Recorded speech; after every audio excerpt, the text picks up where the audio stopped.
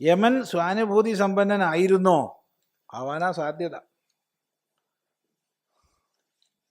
കഠോപനിഷത്ത് പഠിക്കുമ്പോൾ നമ്മുടെ മുമ്പിൽ പ്രത്യക്ഷപ്പെടുന്നത് സ്വാനുഭൂതി സമ്പന്നനായൊരു ഗുരുനാഥനാണ്. അതിൽ സംശയമൊന്നുമില്ല. ശ്രീബുദ്ധനെ ദശാവതാരത്തിൽ ഉൾപ്പെടുത്തിയിട്ടുണ്ടോ? ഇതൊരു വല്ലാത്ത ചോദ്യമാണ്. ദശാവതാരത്തിൽ ഉൾപ്പെടുത്തിയിട്ടുണ്ടോ എന്നുള്ള ചോദ്യത്തിന് പ്രാചീന കാലങ്ങളിൽ ആരും ഉൾപ്പെടുത്തിയിട്ടില്ല.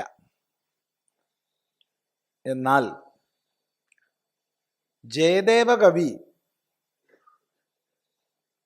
ദശാവതാര കീർത്തനം എഴുതിയപ്പോൾ, ദശാവതാര സ്തോത്രം എന്നും പേര്, ആ ദശാവതാര സ്തോത്രത്തിൽ കൃഷ്ണന് ശേഷം ഖഡ്ഗിക്ക് മുമ്പ് ശ്രീബുദ്ധനെയാണ് പറയുന്നത്. അതിനു മുമ്പ് അങ്ങനെ ഒരു രചന കണ്ടിട്ടില്ല. ഈ ദശാവതാര സ്തോത്രം വളരെ പ്രചരിതമായി. കാരണം ഗീതഗോവിന്ദത്തിൻ്റെ ആരംഭത്തിൽ ദശാവതാര സ്തോത്രം പഠിക്കാറുണ്ട്. ഗീതഗോവിന്ദം വളരെ പ്രസിദ്ധമായി,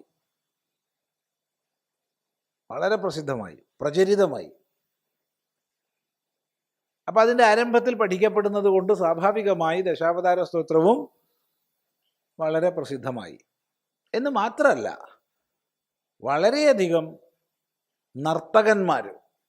നർത്തകികൾ ഈ ദശാവതാര സ്തോത്രത്തെ നൃത്താവിഷ്കാരം ചെയ്തു. അത് വളരെ പ്രചരിതമായി. അതുകൊണ്ട്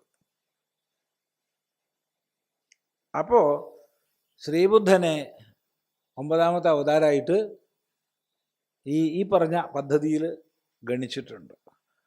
പക്ഷേ അത് മൊത്തം ആരും സ്വീകരിച്ചിട്ടൊന്നുമില്ല.